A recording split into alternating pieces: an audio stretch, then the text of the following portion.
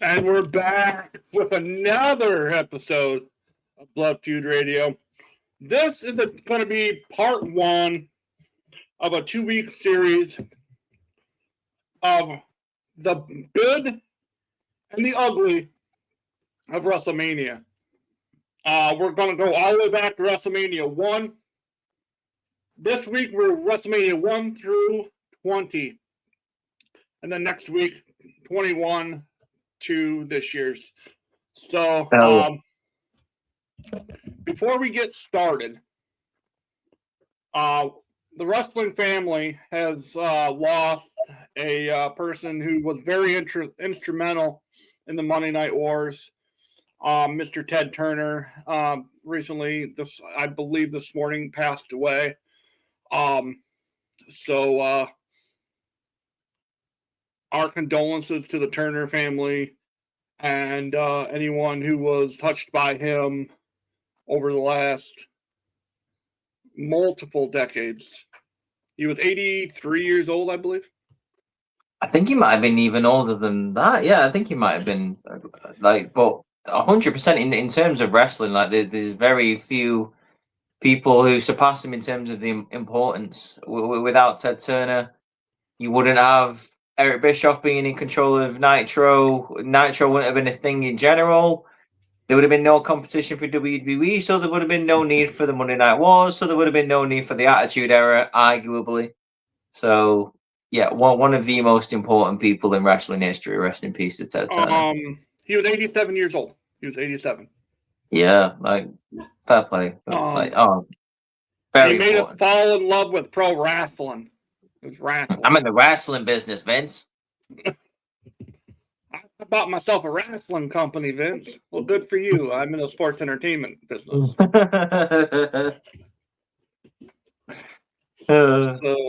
But yes, rest in peace, Ted Turner. Thank you for all the memories that you were able to give us when WCW was good. 100%, and I'm sure you'll appreciate this. At least 50% of this list as well, because we're going to be bashing a little bit of every single WrestleMania. So essentially, what we're going to be doing is going through this week WrestleMania 1 to 20, taking one good thing about each WrestleMania, and then one bad thing about each WrestleMania. And we're going to be talking about why we thought it was great and why we thought it was bad. And I'm very much looking forward to getting this started. So let's just dive right into WrestleMania 1. Do you want me to give you the card so you have a refresher of what's going on? Oh no, I have all my answers for this. Don't you worry about it, dude. I have very much all my answers for these WrestleManias. See, my favorite part of this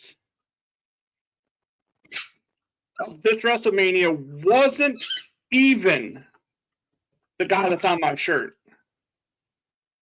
It wasn't even Hulk Hogan.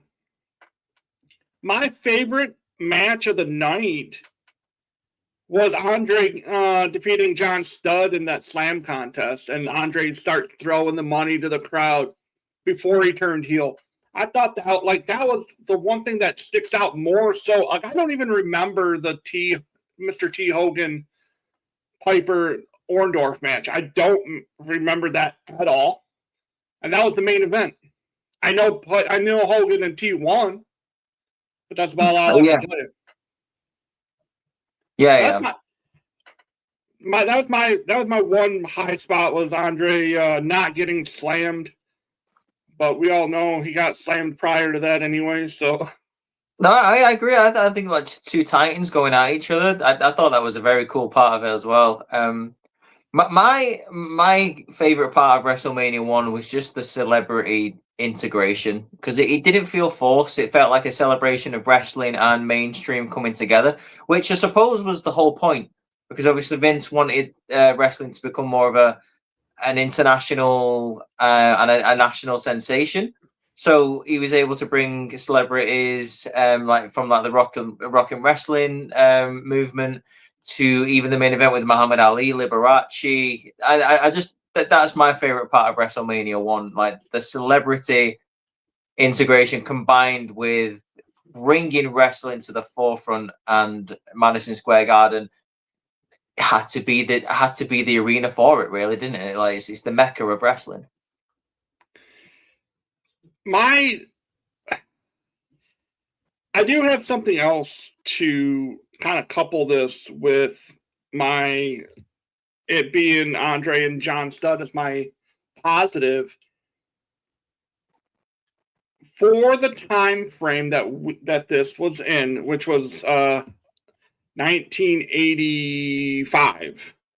For that time frame, this was an amazing card for that time frame. Really? Right? Okay. Yeah. Because that was a who's who.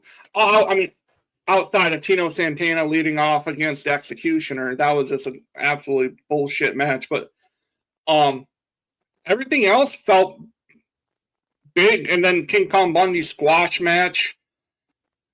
I was just kinda... the SD Jones. Yeah, that was crazy. And then Ricky Steamboat defeating Doink the Clown.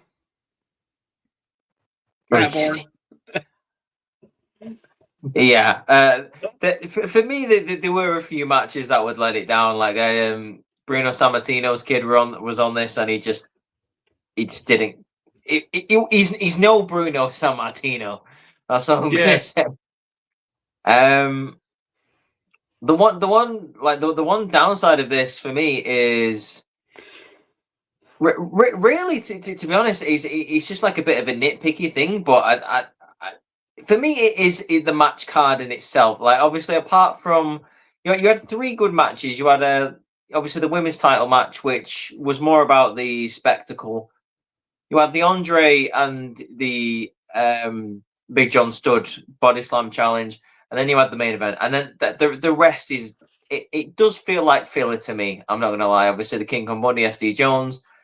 You had the Tito Santana, the Executioner, Dan Sammartino versus, is it Greg Valentine? I think it is. Brutus Beefcake. Brutus Beefcake, right? Okay. Because JYD beat Greg the Hammer Valentine. Yeah. You're right. Yeah, just like the rest of the card was a bit weak for me. Like, but that's just a nitpicky. It was more of the occasion and the more what it meant for wrestling. But yeah, that's my worst part of WrestleMania 1.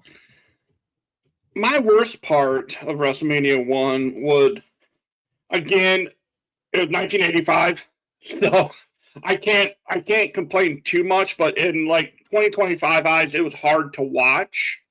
Just production value in and of itself was just really bad. Yeah. It was just really bad, and like that's why when you go back and watch these old ones, and I invite whoever watches this to go back and watch them, but don't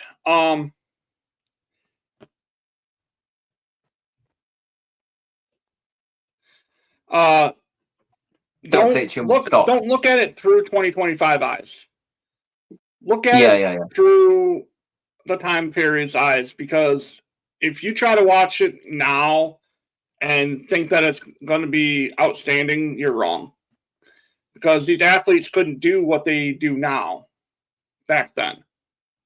Oh yeah, not at all. Yeah, and like I say, like a lot of it was squashes, and you really got to look at it from like a wider perspective for WrestleMania 1 in terms of what it actually meant as a whole for the wrestling business. The fact that this was on closed circuit television, and the fact that it was a massive success beforehand, even like that Vince had got on a TV deal, and he'd managed to like really create this spectacle where all the celebrities involved, all the celebrities wanted to be involved. So yeah, like WrestleMania 1 as a whole, not the match card, but as a whole, like the event is a monumental milestone in wrestling. Scott, my brother, just put in there the arrival of Danhausen. We are all cursed. Oh God, yeah. Oh God, I'm sure eventually when we get to WrestleMania 42, I might consider that for my downside. The WrestleMania 2. I'm going to start off with my negative. I think we're going to agree on this. It was in 3 separate cities. Yeah, it was awful. Stupid. On a Tuesday as well, I believe. It was like a Monday or a Tuesday. It was April 7th, 1986. Let me use my handy dandy calendar here. I believe it's the only WrestleMania to not take place on a weekend. It was either a Monday or a Tuesday. 86. I gotta go 86. Wow, I gotta scroll back a ways. Hell yeah! Like it's considered to be like a very bad decision for WWE to have done this. 1986 in April. April 7th. Is that what I said? I believe so. It was definitely on a week. It was definitely on a Monday. It was a Monday. Yeah, there you go. Exactly. Yeah, it's the only WrestleMania that's taking place on a weekend again, which is an odd decision. But I agree with you. The negative is, without a shadow of a doubt, the fact that it took place in 3 different places, which sounds amazing on paper, but in practice is terrible because each place only got about 4 matches, and then they had to watch the rest of the WrestleMania on TVs, and it's 1986, so they weren't the biggest TVs in the world. Yeah. Yeah. And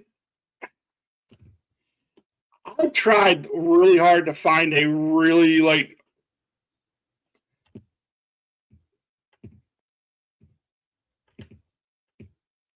a positive. Yeah, a real big positive.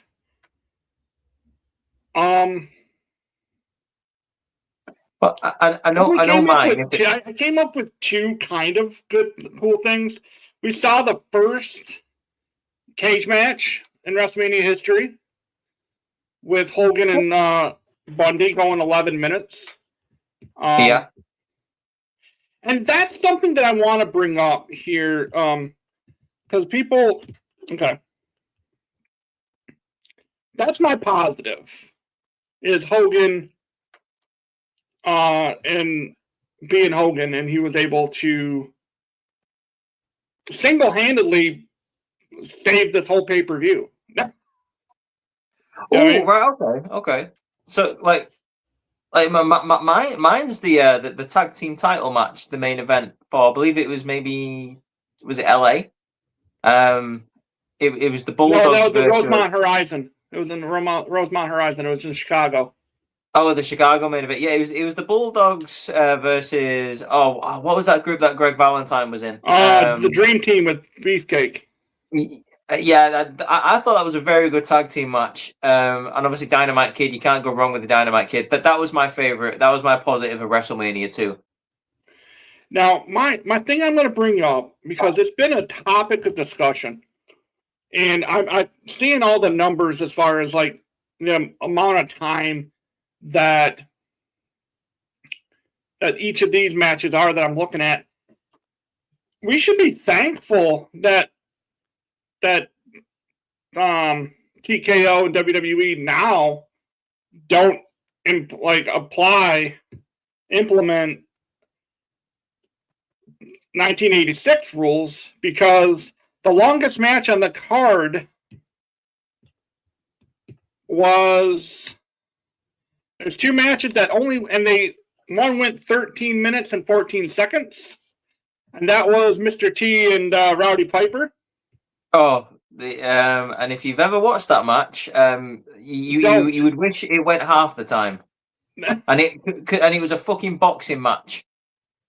Yes. And then the other 13-minute match was the British Bulldogs, that tag team match. That was a very good tag match. It was brilliant. We had a battle royal that lasted 9 minutes. And it featured a lot of football players, if I'm not mistaken. Yeah, a lot of NFL stars were in this. Yes. Yeah. So like I said, WrestleMania 2 is considered the ginger stepchild of the first trio. Yeah, it was not. It wasn't a good. It was worse than one. It was worse. It was probably until 9 happened. It was the worst.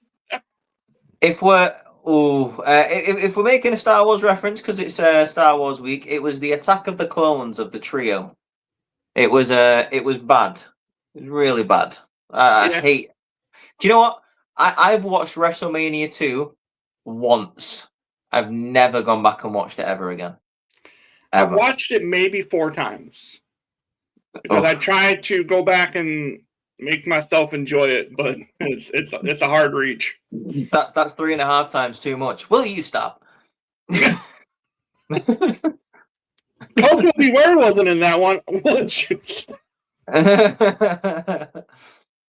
WrestleMania 3, the spectacle. This should be honestly the baseline of any WrestleMania. This is where you need to watch WrestleMania 3 to, in my opinion, set yourself, like, if I'm WWE, I'm going back and I'm watching 3 and be like, okay, let's take notes here and let's try to do one better than 3. Because WrestleMania 3 is super good. It is good. It is very good. I'm just going to get mine out of the way right now. Super hard to choose between these two for a positive, but considering he's one of my goats and he's probably one of the best parts of WrestleMania 3, my positive is Savage Steamboat for the IC title. Fantastic, very good. Like he was either that or the main event just because of the spectacle, but I had to go with Savage Steamboat. Since you used Savage Steamboat, I'm going to go Hogan Andre. The story behind Hogan Andre, just the story itself leading into Mania 3 was great. That's what I mean. It's a flip of a coin in terms of like why it was so good, but for different reasons for each match. The worst part.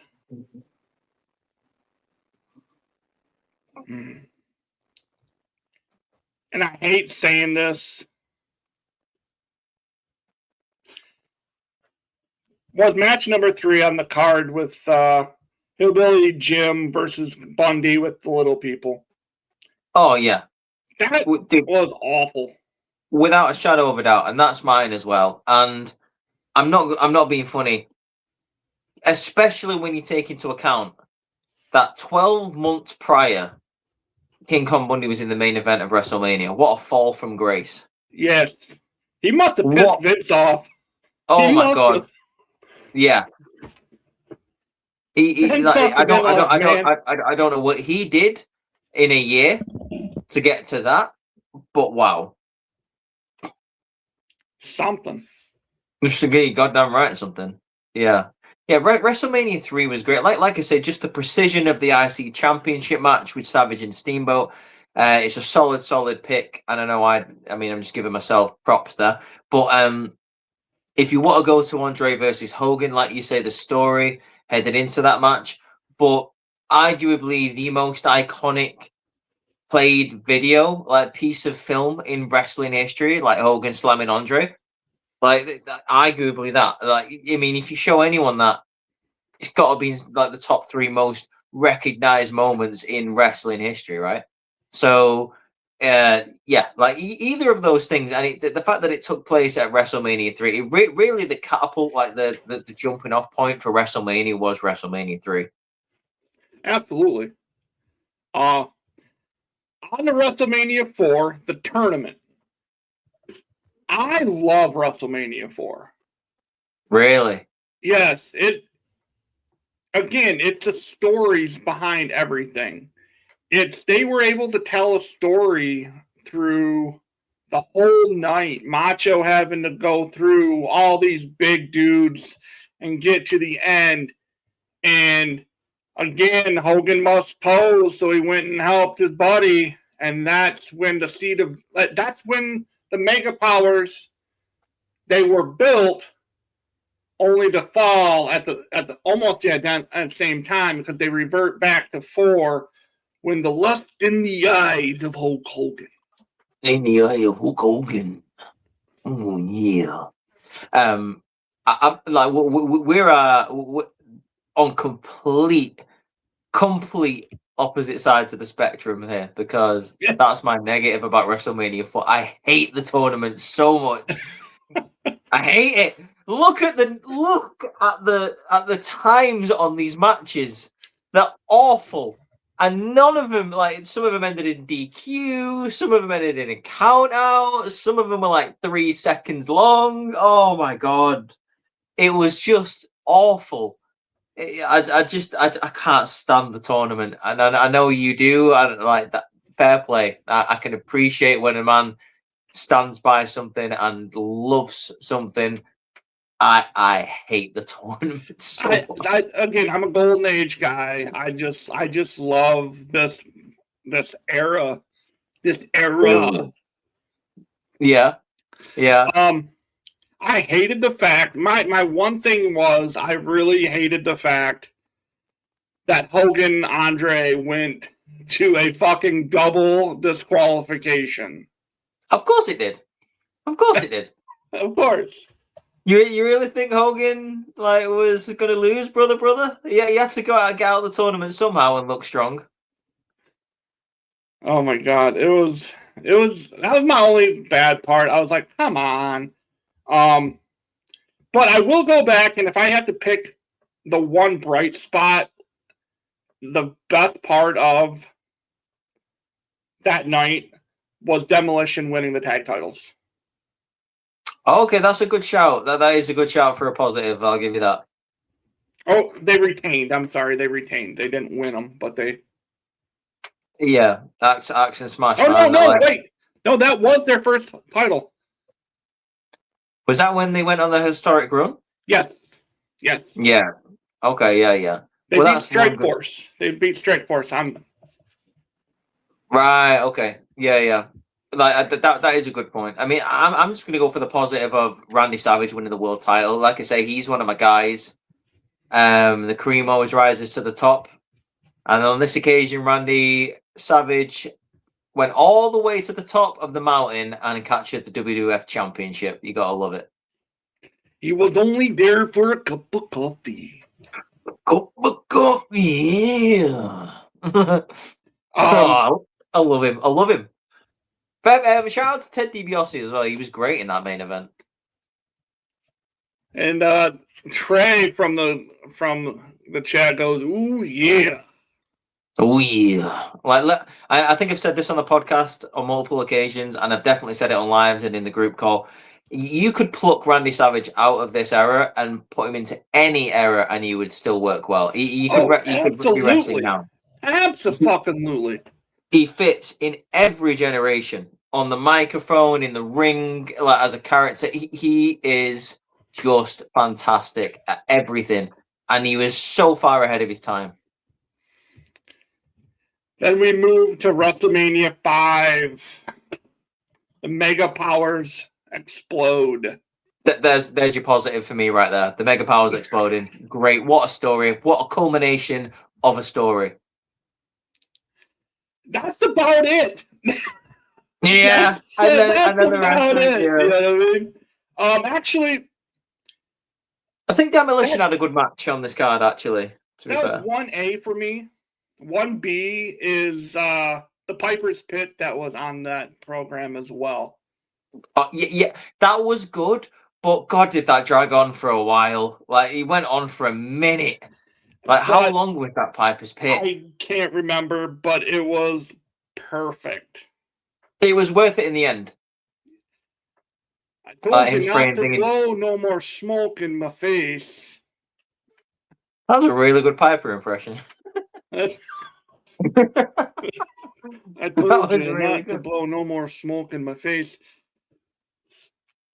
Yeah, that was my negative for me for WrestleMania 5 is it was a very top heavy card, as in the main event.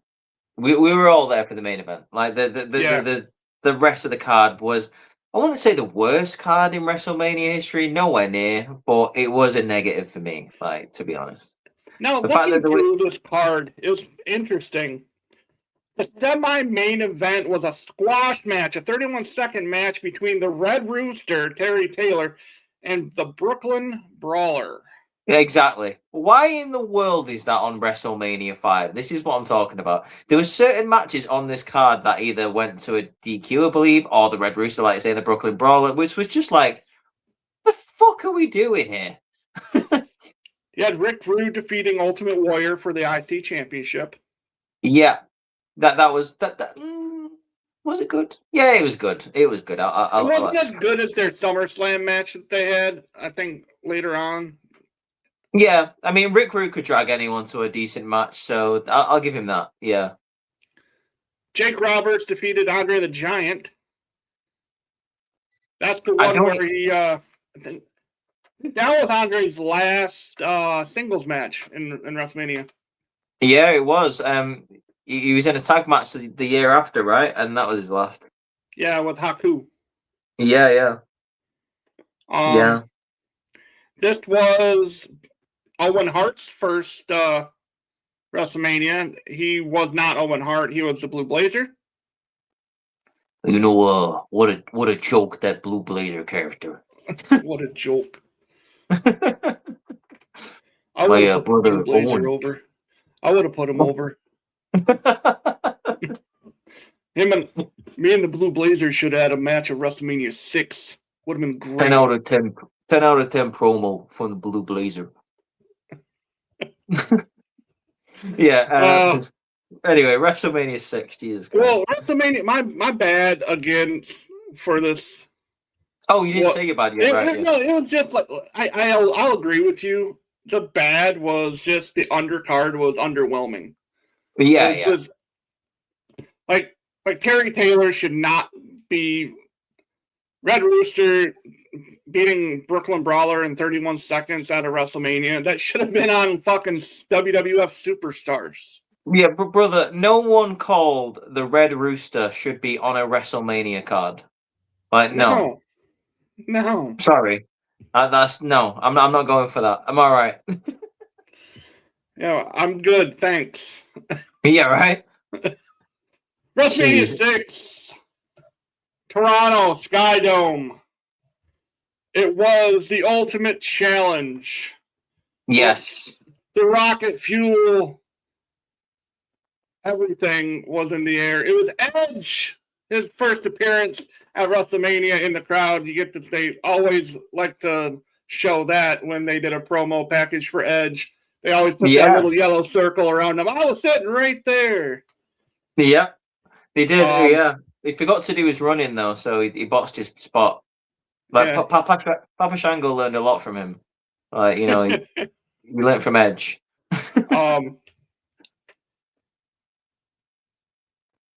A little tidbit about WrestleMania 6. There's one match that had been scrubbed from wrestling history, does not exist on the interwebs anywhere, and that is Rowdy Piper versus Bad News Brown. It ended in a double countout, but that's not why it was scrubbed from history. Yeah, ironically enough, because Roddy Piper couldn't scrub the black paint off his body because they played a trick on him. Yeah, Andre replaced his paint thinner or whatever, his solution, with water. So gotta love a good rib from Andre.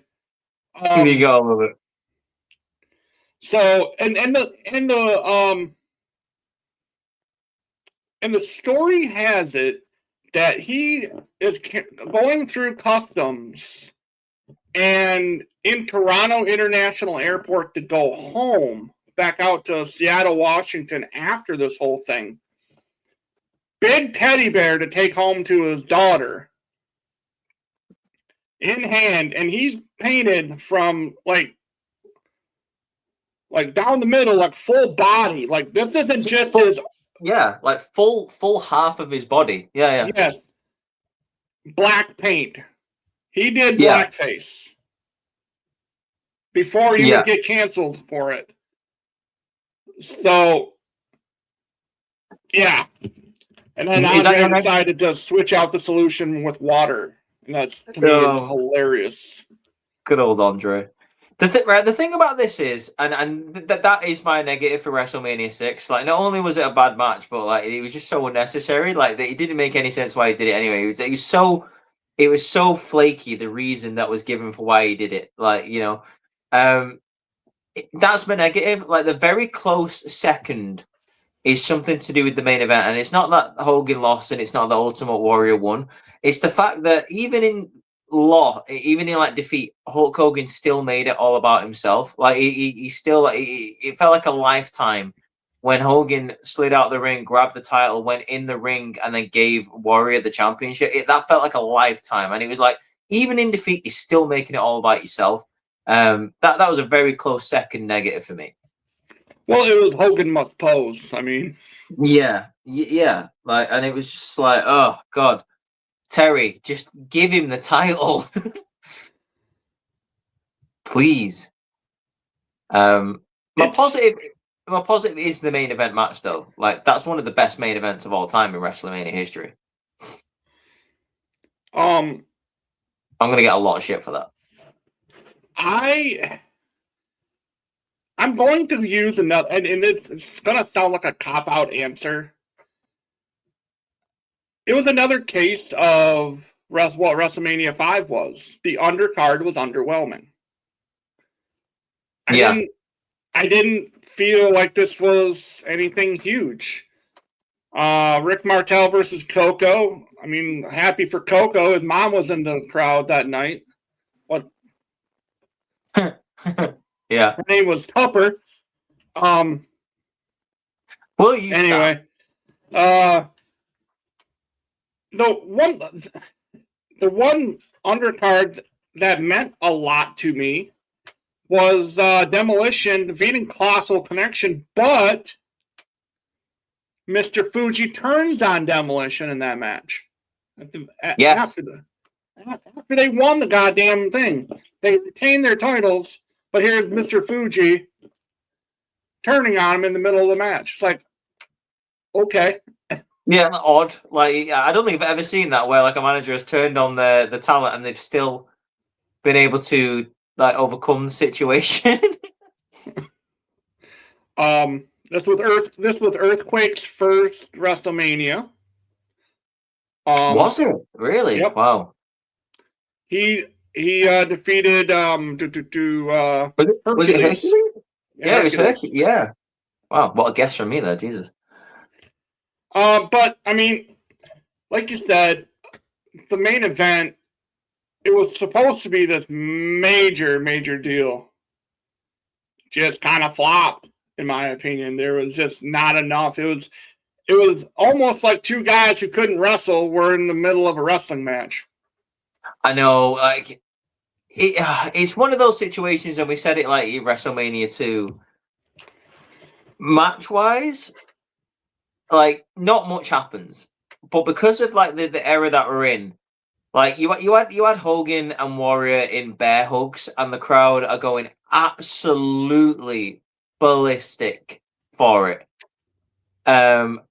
And it's one of them where like don't watch it through 2026 eyes, watch it through 92 eyes or 91, whenever it was. 1990 maybe. I don't. What year was WrestleMania 6? 1990. 1990. Yeah, you got to look at it through 1990 eyes, and it was just. I really like the main event of WrestleMania 6 just because of the pageantry, just because of the big, like, larger than life characters. So that is my positive. So on to number WrestleMania 7. WrestleMania 7's got a lot going on with it. Originally supposed to be at the Coliseum. in Los Angeles. But because Sergeant Slaughter did such a great job being an Iraqi sympathizer during the fucking Iraqi war. Yeah. You maggot. They moved it to Los Angeles Memorial Sports Arena, which was a smaller venue. Had nothing to do with crappy ticket sales at all. Don't let anyone tell you that. No, it's because of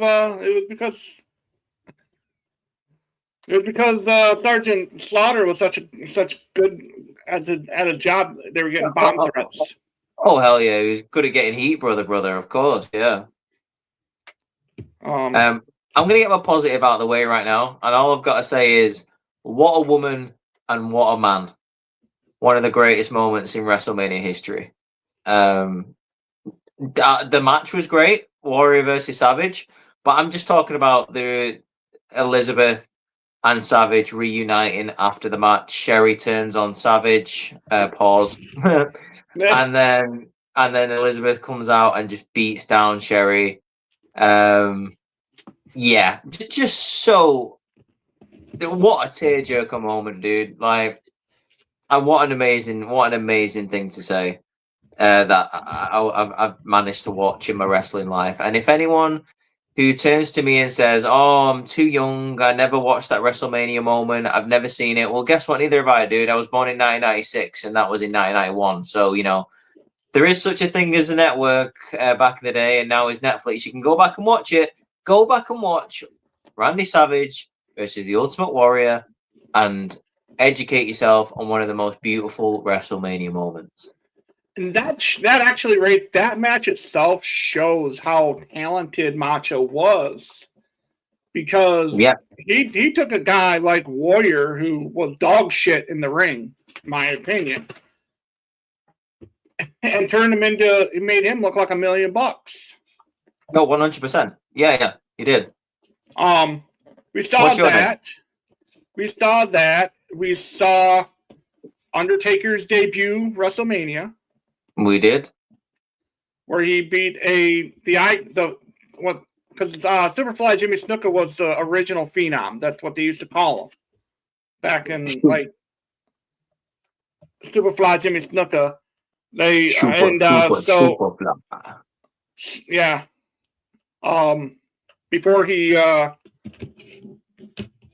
Before he just decided to never mind. Nah, I knew where you were going with that, and I was like, is he going to say it? Is he not going to say it? Is he good?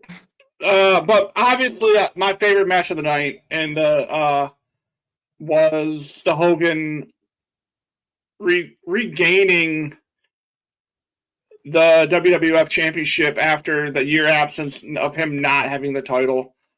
He beat the super evil Saddam Hussein type character. He was the American hero again. He was red, white, and blue. He was everyone's hero again. The immortal Hulk Hogan. That was my bright spot, because that match went 20 minutes. Oh, Jesus! And they beat the crap out of each other. They put each other. Him and Sarge put each other through the fucking ringer. Yeah. It wasn't your typical Hogan match either. It was a brawl from the word go. It was insane. My negative about this is just the and I know this is a little bit vague, but I consider WrestleMania 7 to be after 2. WrestleMania 7 is probably one of the worst WrestleManias of the first 10, and I think the WWE just lying about the whole situation really puts a stain on it. Where it's like, yeah, dude, you just sold little tickets because you had a crap card. Let's just be honest, and that's all you can really say about it. The main event, I didn't even mind the main event. It's just like the whole Sergeant Slaughter character I have a problem with. I just never really thought it was great, to be honest. Yeah, I'm going to go with Sergeant Slaughter as my negative of WrestleMania 7. My negative was the blindfold match. I thought it was horrible. Do you know what? I changed my mind. I'm going with that. I forgot that was on WrestleMania 7. Yeah, I'm going with that. It was awful. It was terrible. Yep, I agree. Completely agree.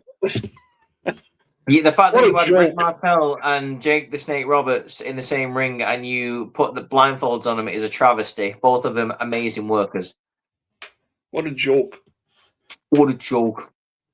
What the biggest joke of them all is dropping the tag belts to the Nasty Boys. What a joke. Sags and knobs. You know what? You know what wasn't a joke? WrestleMania 8, where I fought the Hot Rod. We had a great match. Oh, what a great match! Are we moving on to WrestleMania 8? Nice. WrestleMania 8 is next.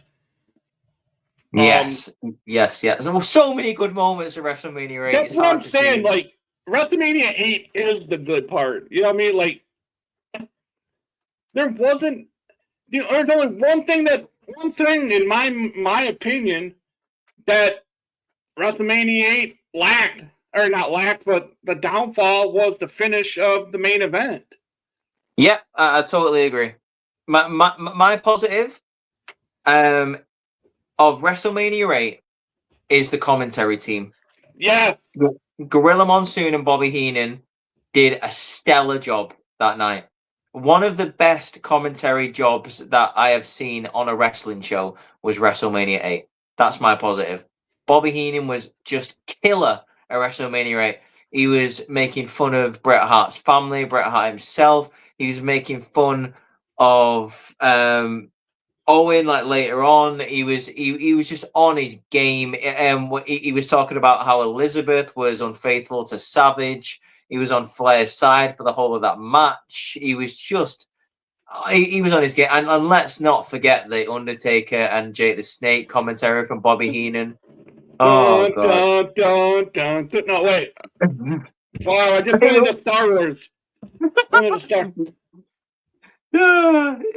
Oh god, he's like dun dun dun dun dun dun dun dun dun. Bring out the hearses, Monsoon. See, I knew you were going to do that. Oh god, like, and just obviously Gorilla Monsoon just being his foil all the way through the night. Yeah, just the commentary on WrestleMania 8 was phenomenal. You had the great matches with Piper and Brett, Taker and Roberts. You had obviously Flair and Savage. There's just so many great moments at WrestleMania 8. My negative is going to be Papa Shango and this the ending of WrestleMania 8. That should not have been the main event. The main event should have been Savage and Flair. Yeah. But Hogan needs to pose, brother. So Papa Shango botching the run-in is my negative for WrestleMania 8 because it botched the entire main event and it made history by getting Sid to be, I believe, the very first person to ever kick out of the leg drop. Yes, you were 100% correct. Yep. So that's my negative for WrestleMania 8. I want to know your positive and negative though. My negative is, like I said, the run-in. The run-in, that just the main event in general was shit. And I'm a Hogan guy. I mean, I'm wearing the shirt, brother. I didn't like it. I didn't like how it ended. Even then, I was even watching it in 1992 as an 11-year-old, thinking this is stupid. You know what I mean? Like it was like this is dumb. But it was watching Brett and Piper wrestle as cousins. Well, that's what they made it sound like they were cousins. They acted like they were relatives. Yeah, they did. I remember that actually. Now you just reminded me of it. And the promos, obviously they didn't do live promos like they do now. It was those little vignettes. There's a I'll try to find it for next week's show, and I'll have it up so I can show everyone this. There's a promo where, because leading into that, at 92 Royal Rumble, Piper beat the Mountie to become the IC champion. Bret wanted his belt back, so he challenged Piper. That's well and good. They have history. Everything's good. And it got personal. Because Piper was almost like family, was an adopted member of the Hart family. And just the promo that Piper had, and he gets really serious. Like he's not loud and brash and obnoxious, and he just leans in. He's leaning over the IC championship belt's like right in front of him, and he's hugging it. And he says, "Come April 5th in the Hoosier Dome, I'm not just fighting you, Bret. I'm fighting to feed my family." Yeah. And it's just fucking gold. It's just anything Piper was honestly the best talker for that generation. Oh, 100%. Possibly he's my top 3 talker of all time. Like without Piper, we don't have guys like MJF. We don't have guys like Punk. We don't have guys like some of the great talkers we have now. We don't have that without Piper. Oh yeah, he's a pioneer for sure. Like 100% in terms of that road of promo. Definitely. It's my bright spot is a combination of 2 matches rolled in with the commentary. It's Bret and Piper, Macho, Flair. Those were the 2 matches that I want everyone to. If I hear anyone talk poorly about WrestleMania 8, first of all, I tell them go F off and go watch it again, because they don't know what the hell they're talking about. Because in my opinion, that's top 5 all time. Like, that card from start to finish is really super good. Shawn Michaels and Tito Santana. Don't tell me that's not a good freaking fundamental match. A good start off the show match. Oh, it's a beautiful match. Like, and heel Shawn as well. They're great. Taker and Jake. It went 6.5 minutes. It told a story very nicely. Yep. Match 4, Bret Piper. Again, went almost 14 minutes. Great match, start to finish. The one that didn't make sense out of the whole card was number 5. It was Bossman, Virgil, Sergeant Slaughter, and Jim Duggan against the Mountie, the Nasty Boys, and the Repo Man. It's just a load of faces and a load of heels fighting each other, innit? And we talked earlier about King Kong Bundy being relegated to a mid-card after main eventing the year before. Sergeant Slaughter, the same thing. What happened? Yep. What did happen? I think Vince blamed WrestleMania 7 on Slaughter after SummerSlam as well. I mean, Savage, Flair, that was great. Tatanka, Rick Martel, that was really super good. That storyline about the arrogance being sprayed in Tatanka's face, and dude, like I have a very soft spot for this match because Tatanka and especially Rick Martel, from the Golden Era these are 2 of my favorite wrestlers from that era, especially Rick Martel, one of the most underappreciated workers of that era. I think he's so smooth. And he's such a good character. He's very, very good in the ring. And then we had Natural Disasters defeating Money Inc. by countout, so Money Inc. retained their titles. And the one, again, each WrestleMania in this era had semi-mains that make 0 sense. 0. It was Owen Hart versus Skinner. Yeah, that was so random. It was like the piss break match, right?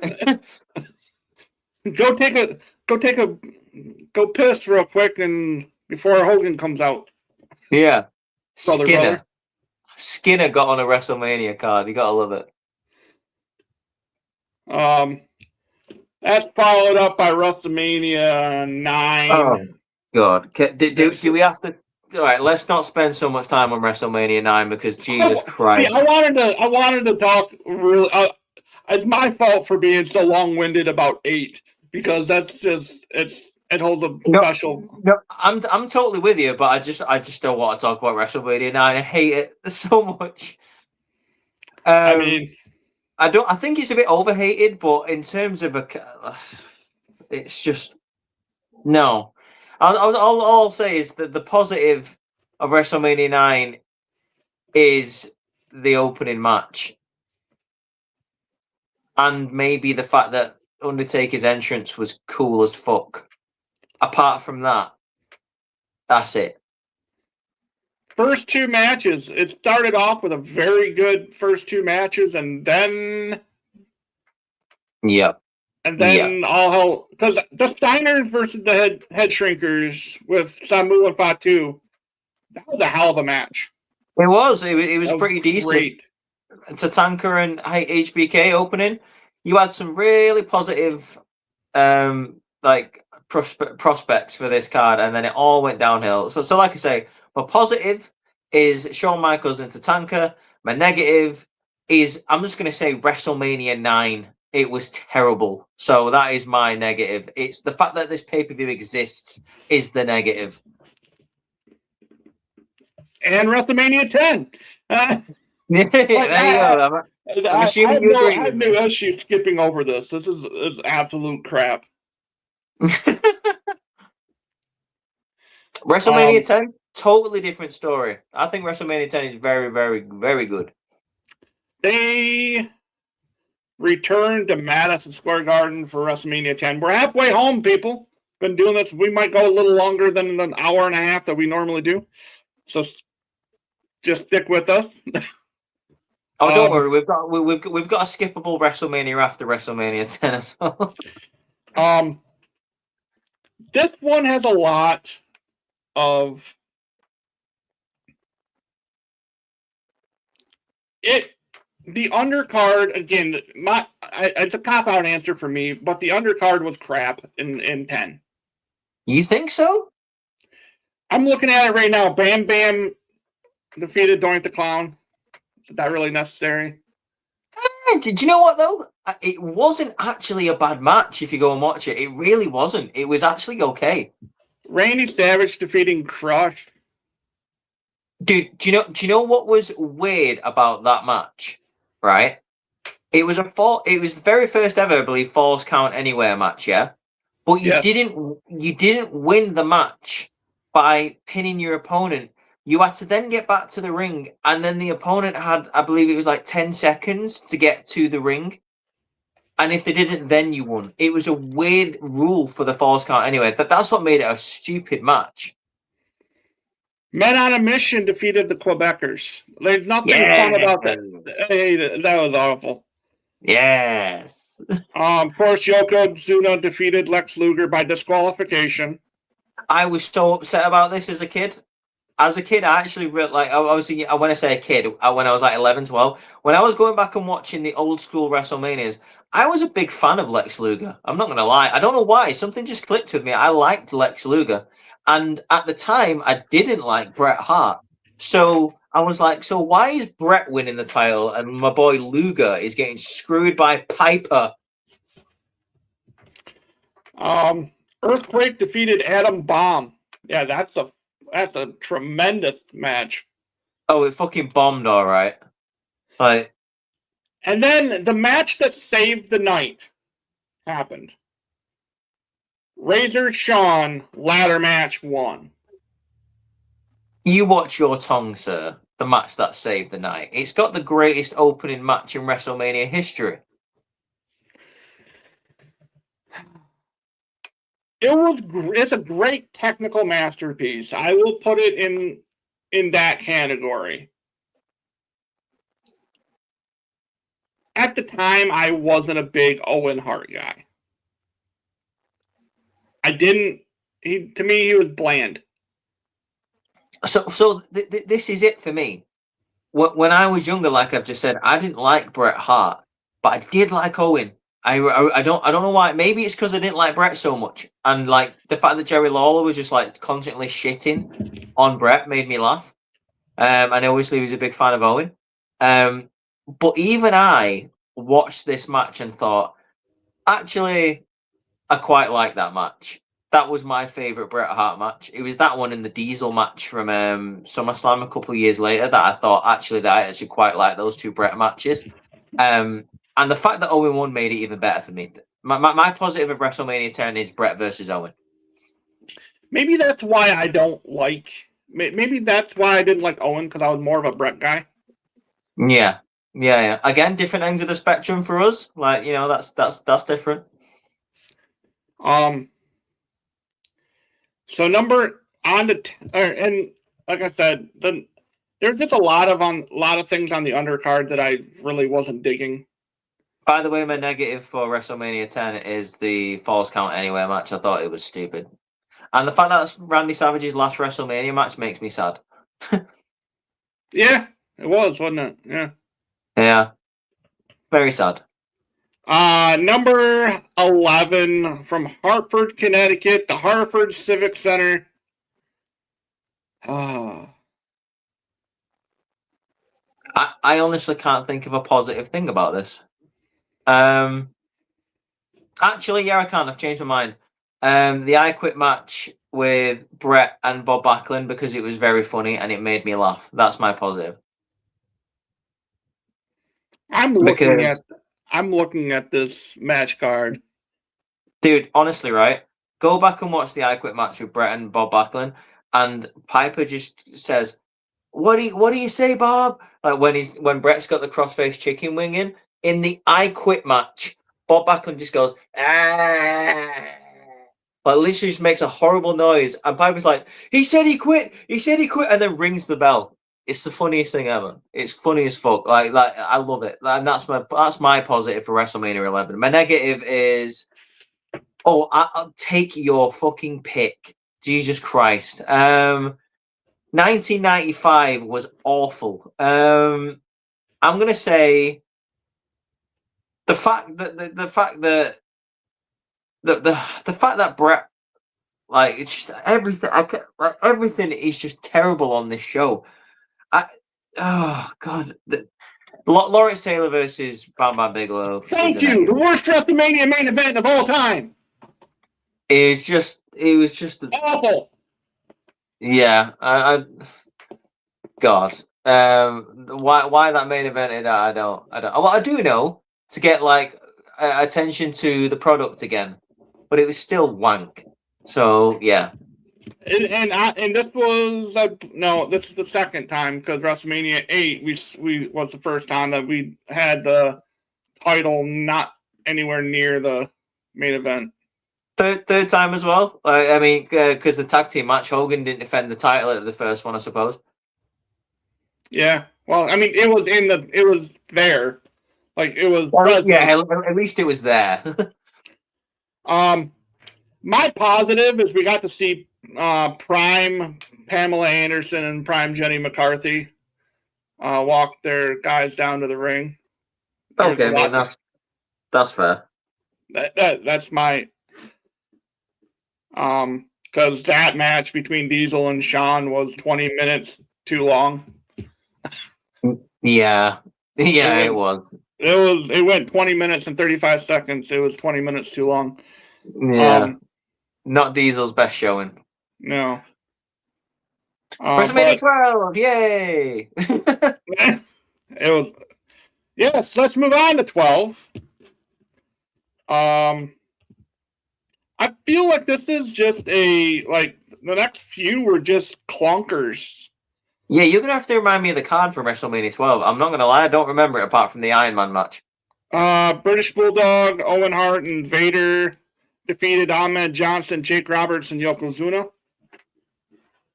Oh yeah, do you know what? That was actually a pretty decent match. I remember that.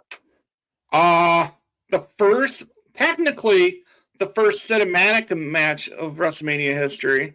Yes, that's my positive. I love that match. I think it's such a good match, and the fact that people shit on it annoys me because it's funny, it's different, it's violent. Goldust wears lingerie. I mean, what did I say that out loud? That's a positive of the match. The fact that they used the OJ Simpson footage. Oh my god, why would you do that? But at the same time, I'm so glad that you did it because it was hilarious. Yeah, like WrestleMania 12 is the Hollywood backlot brawl. That's my positive. I love that. I mean, outside of like that and the Iron Man match, the Iron Man match is a positive and it's a negative at the same time because it only overtime only lasted 1 minute. Yes, yes, and unfortunately, as much as I love Brett and Sean, the Iron Man match is my negative. There are some days where, because I've been back to watch it, there are some days where I really like that match, but most of the time, it feels like it drags on forever. And that's saying something because it's an Iron Man match and it feels like it goes longer than that. Yeah. Drags on so much. No, I'm not a fan of the Iron Man match for the most part. So that's my negative. What's yours? It only being a one fall match. It was one fall, one pin. Because, oh, look, no one pinned anybody within the first 60 minutes. And then it's like a fucking bang, bang. In 60 seconds, it's a win. Exactly. Like, Jesus Christ. It's garbage. Like, they beat the shit out of each other. That's great. But I just don't like the fact that it was overtime, but it should have just been. I mean, if that's the case, might as well just been a dirty roll up or something. Just like, I don't know. Yes. Oh look, WrestleMania 13. Who put you there? The 13. Unlucky for some, and that being most of the people on this card. The positive was Brett Stone Cold, arguably the greatest WrestleMania match of all time. Yeah, 100% agree. I don't know I don't know what else you would pick. Because I'm not taking Taker versus Psycho Sid. That match was horrible. Apparently, and I like Sid. So do I. I mean, dude, you know me. I'm the same as you. I'm a Sid guy, definitely. But it's quite fitting that he allegedly shit his pants in this match because it felt like WWE shit the bed when they made this entire situation. I understand that it was supposed to be Brett and Sean, and then Sean lost his smile somewhere. I knew he was going to say that. And then they had to flip the script and get Sid to be, who at the time was having a really interesting WWF title run. I actually loved Sid's title run, like late 96 to 97, that kind of era of Sid.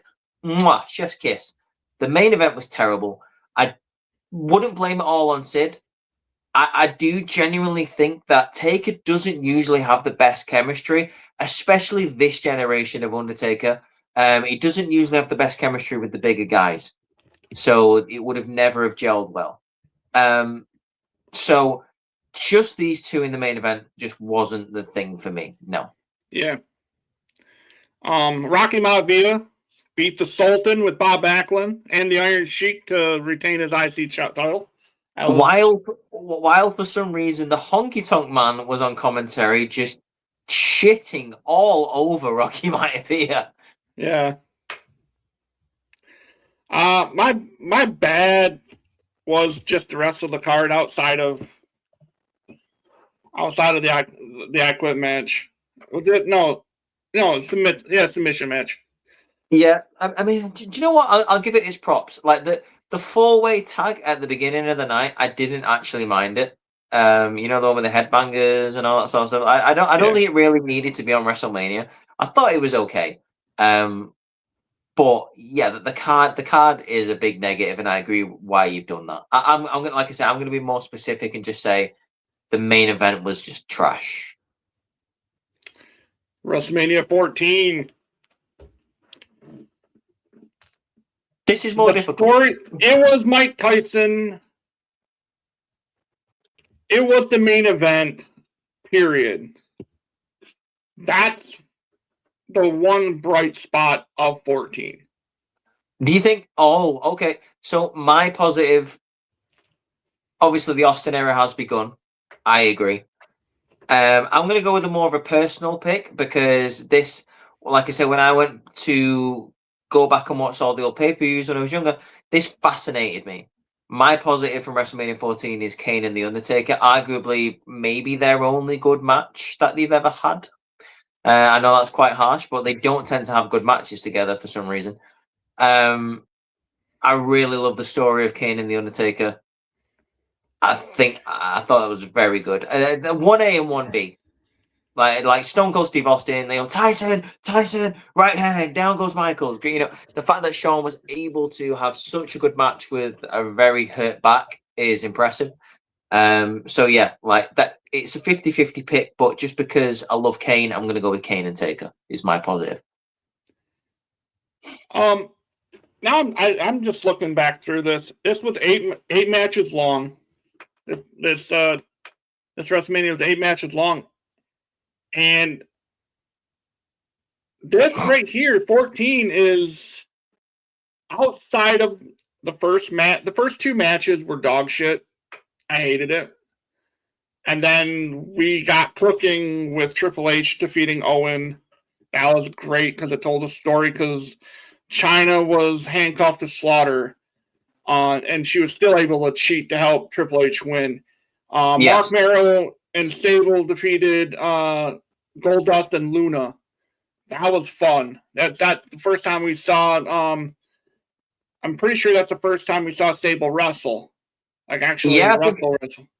Yeah, I think it was, and she gave she I believe she gave Goldust. Was it like Mark Merrow's finisher? Yeah. Was it the TKO that he did at the time? Yeah. I know she did it to Luna for sure. Yes. Yeah. The Rock with the Nation beat Ken Shamrock to retain. The match should have been a little bit longer.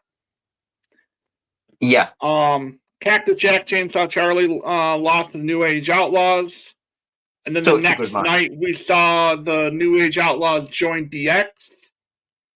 Yep. And then Taker defeating Kane. And then Stone Cold Shawn in a classic. Yeah, WrestleMania 14 was very, very strong. But my negative is going to be that dog shit tag team battle royal at the start. Apart from seeing Sonny in LOD costume, wow, by the way. Yes. Yeah. Very nice. Very nice. It was a dog shit match. It was full of tag teams that no one gave a shit about. All I'm going to say is it had the new Midnight Express in there, and they were terrible. So, you know. On to WrestleMania 15. The 15? Yes. Yes, WrestleMania 15. What? I'm going to say the positive from this was the main event. I know that's a cop-out. The cop-out answer is the main event. Stone Cold versus The Rock. But if you look at the rest of this card and the rest of this, it felt like a Monday Night Raw. I'm gonna say the match that is absolute dog shit, and I hated it.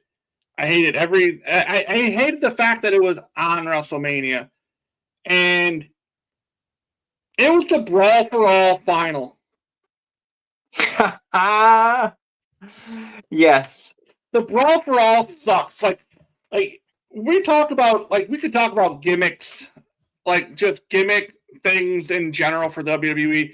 And the Brawl for All is the worst Vince McMahon idea. This felt and just smelled, tasted, looked, felt everything like a Vince Russo idea before Vince Russo was even around. Brother, I think this was a Vince Russo thing. Like, he was in the company. Like, he had the Deadly Games Survivor Series thing the year before, remember? Yeah. So, the worst thing about this wasn't even the Brawl for All final. Bart Gunn had already won the Brawl for All. This was his reward. Yes, that's right. This was his reward, getting the shit beat out of him by Butterbean. Like, what kind of bullshit is that? So just because Dr. Death didn't win the Shoot Brawl for All tournament that you put him in, Bart Gunn, instead of capitalizing on the fact that he made himself look like a badass by knocking everyone out, you feed him to Butterbean.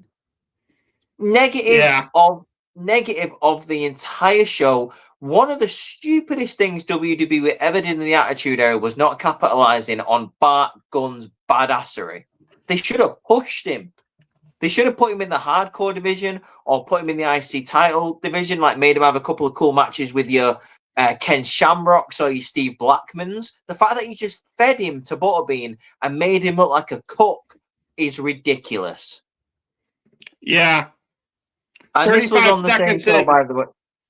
35 seconds in. Yeah. Oh, yeah, by the way, Big Boss Man got hung from a cell. Yeah, but that also happened. Yeah. Yeah, WrestleMania. But a live hanging on pay-per-view. Yeah.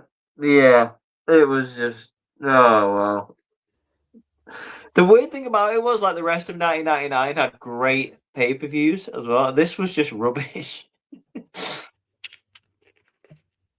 But yeah, Austin and The Rock, definitely the positive.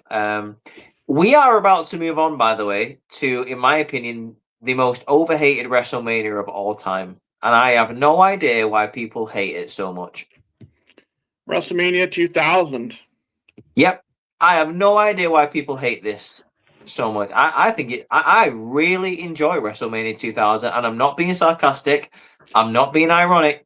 I think WrestleMania 2000 is great fun. Everyone says it's the low point of WWE in the 2000s, in 2000, because they had such good pay-per-views all the way through the year. I agree. They had great pay-per-views. WrestleMania 2000 is fantastic. I don't care that there's only one singles match on it. That does not bother me in the slightest. I don't give a shit. The card is fun. It's entertaining. It has all Attitude Era stuff going on all the way through it. There's nothing wrong with WrestleMania 2000.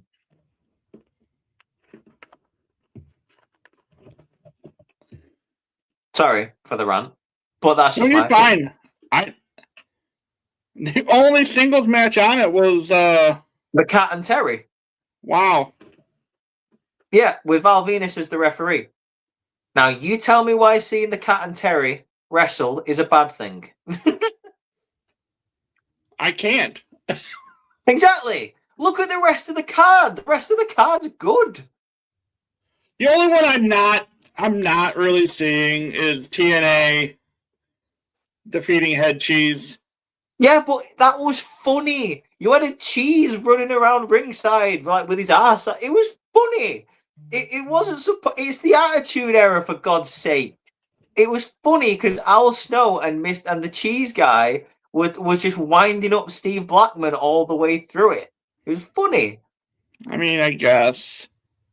And by the way, one of the best entrances of all time at the start of the show.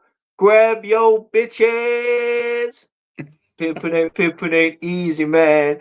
Pimpin' ain't easy. Ice-T with the Godfather. Oh my God.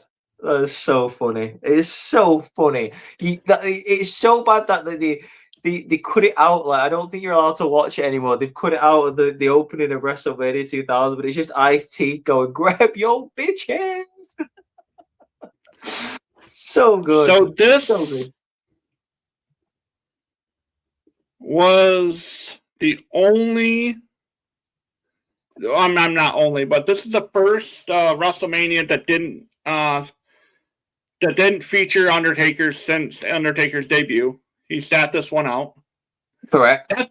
That honestly is my bad for this, and it's not even on him. It's just the fact that this WrestleMania did not have Undertaker in it.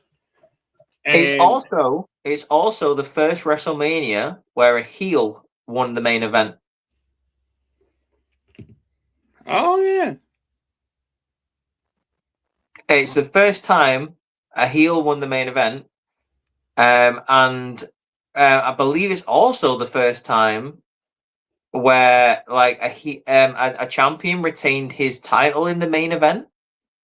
Maybe I'm not 100% sure on that. Sorry, a heel champion retained his title in the main event. I know that didn't happen much, but yeah, it's the first time where a heel won a main event match. Anyway, my positive, by the way, for this is the main event. I thought the Fatal 4-Way elimination match was great.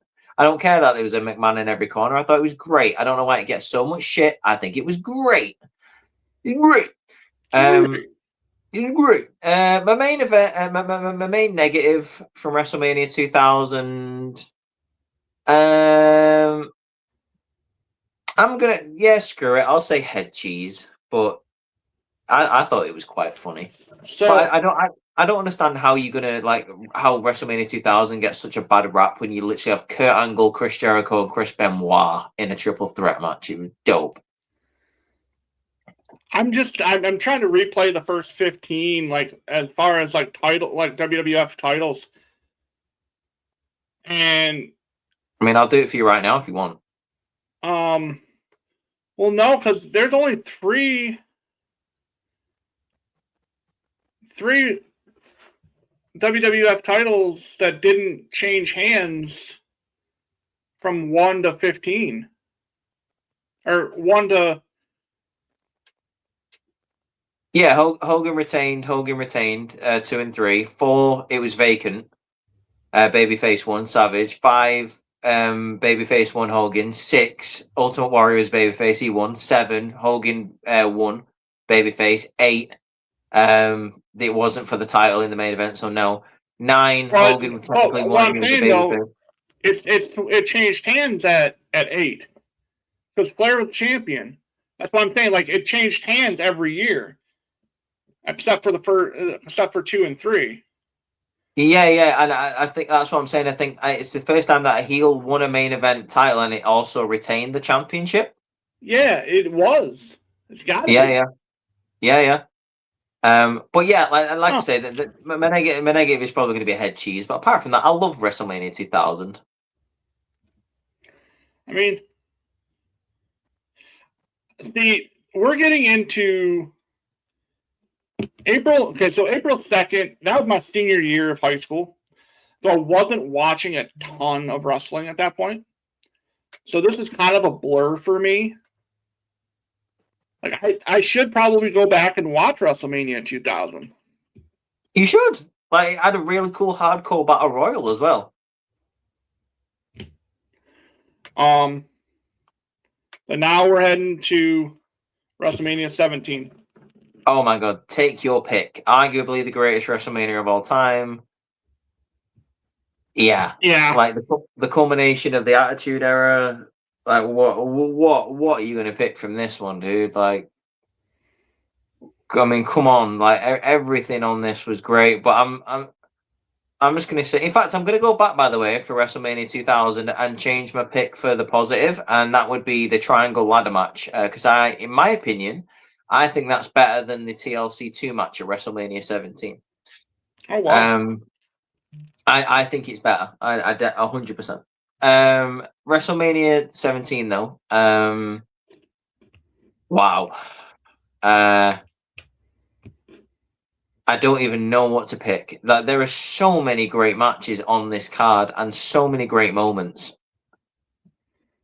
I don't even know where to start. I mean, I'm just going to say the negative was the Right to Censor versus the APA and Taz. I mean, that was just there was no point in that being on the card. I don't care about that at all. That was dog shit. I'm just going to say my favorite moment from that WrestleMania 17 is the hardcore triple threat with Kane, Big Show, and Raven. Very, very cool stadium fight going all the way through, like getting thrown through walls, windows. The golf cart was hilarious. Like, just that whole thing was fantastic. So I'm just going to pick that as like a personal favorite of mine. I'm very well aware the main event was great. You know, Jericho Regal was great. Benoit Angle was great. You know, but that triple threat is personal favorite of mine. The only thing that I'm seeing right now on this card that looks absolutely dog water is and I'm sure for what it's worth, the gimmick battle royal was amazing.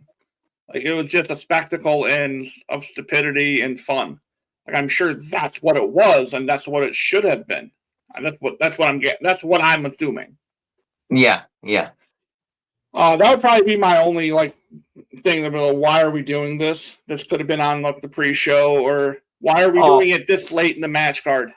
Let me just sell it to you. Let me just sell it to you. On commentary was Bobby Heenan and Mean Gene Okerlund. Okay, then we're okay to have it there then. Yeah.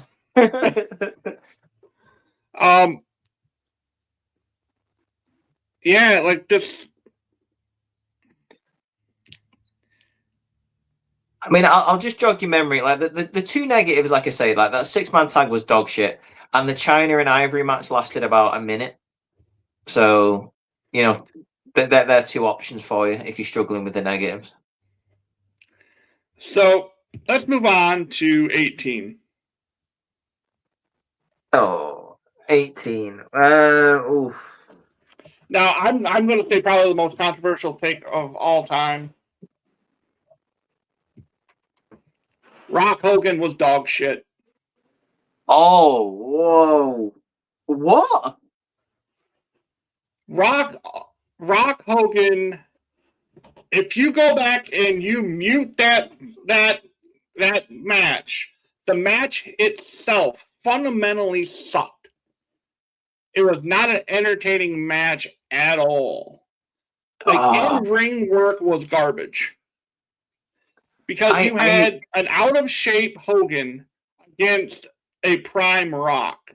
It was awful.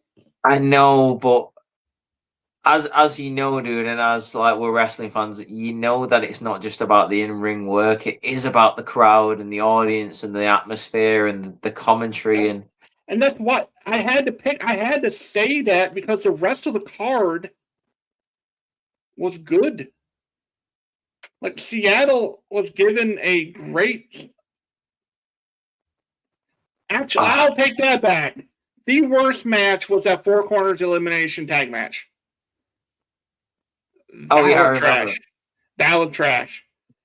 My negative is the main event. I don't like Jericho Triple H. I very much feel like you're a Jericho guy too. That's kind of surprised me. I know, and it very much falls into the category of follow that, just like at WrestleMania 25 when it was Triple H and Randy. Like, you ain't following Michaels and Undertaker, you know.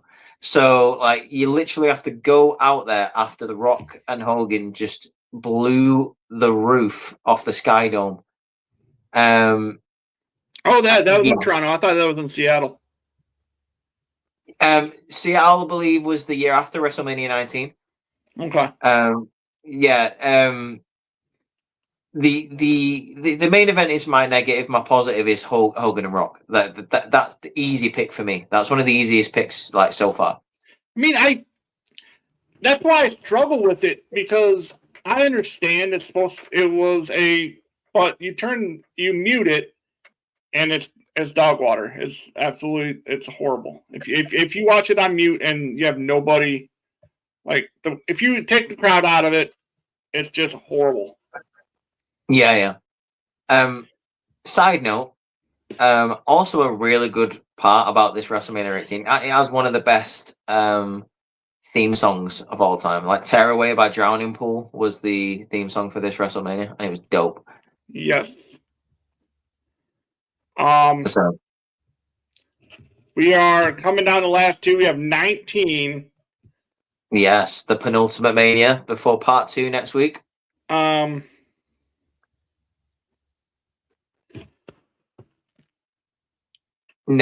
Negative's difficult for 19. In fact, no, it's not. 19. The negative is Undertaker versus Big Show and A-Train. It was shit. Yeah, that was dog shit. That was bad.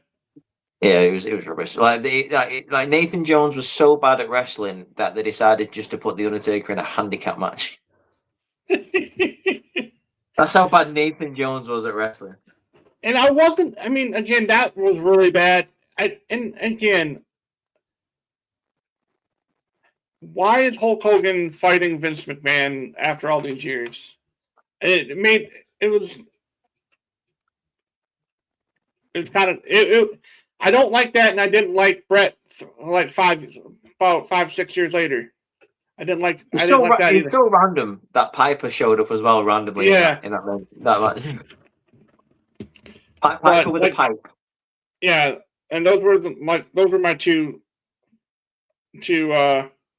negatives for that one. Positive is Brock and Angle though, right? Oh yeah, that was match of the night. Like yeah.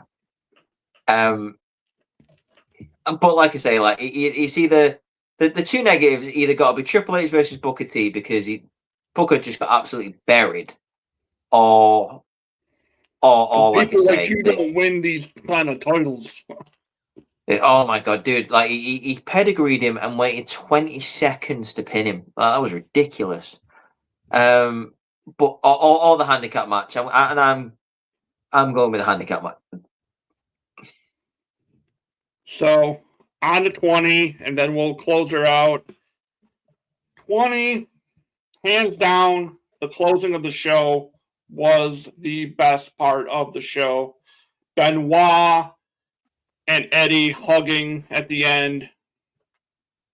After Benoit beats Triple H and Shawn Michaels in that triple threat, Eddie comes out and celebrates with them. Such a great moment. Oh god, it's so sad looking back though, man, and it's just so it is absolutely heartbreaking, dude. Like so fucking heartbreaking. Yeah, I'll let you have that one. I'll go with my pick for positive. Positive was I really love the selling point of WrestleMania 20. WrestleMania 20, where it all begins again. I love the vignettes and everything for it, like where Vince is stuck with Shane, and then Shane's holding his baby. I just think that's so cool.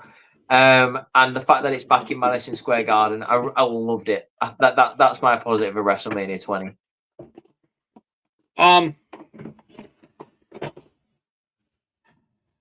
My negative, and it's horrible, and it should have been because I wanted more out of Goldberg Brock. The first time around, I was not very impressed with that. Oh, it's because they didn't like the fans who were giving him a load of shit. Brock checked out, Goldberg checked out, and no one gave a fuck because they knew they were both leaving. That, without a shadow of a doubt, is not one of it's one of the biggest negatives in WrestleMania history. Never mind just this. So yeah, like Brock versus Goldberg is a negative for WrestleMania 20, definitely, absolutely, 100%. So that wraps up episode 1 of the 2-part series of WrestleMania, good and bad and the ugly. We had a lot of really, really amazing moments in the first 20 years of WrestleMania, and look forward to seeing what we come up with for next week for the from 21 to 42, baby. We're going in for WrestleMania like 21 to 42. It's going to be cool to see because we're heading into a new generation of people now. You're getting these Cena's, Batistas. Like further on, we're getting like your Roman Reigns's and like the Seth Rollins coming in. It's gonna be interesting to see. So make sure you stick around for that next week. Part 2 is coming your way. It's gonna be great. So thanks to everyone who showed up, by the way. Yes, thanks for Scott, my brother's showing up. Check his interview out last week. From last week, check his show out. He had Bret Hart's nephew on, They talked to everything, the Hart family. Him and I will be returning to our normal Friday night show. This week we'll be talking about the greatest, in our opinion, who the top 10 greatest small forwards are in NBA history. But shout out to him for stopping in. Trey from the Sick Fucks group. He joined up. Matt the Duelist was in here. There was a couple of guys. This guy said hey or hi. I missed it. Burly Boy from YouTube. What's going on? He said hey. This was a while ago. I missed that. And then there was a couple other people. Thanks for stopping in. I appreciate it. A lot of fun this week, and look forward to next week for sure. I don't really have in the whole Fire Us thing. It's getting kind of cliche. So we can just mosey on out of here. And again, we'll see you guys next time. Take care, dude.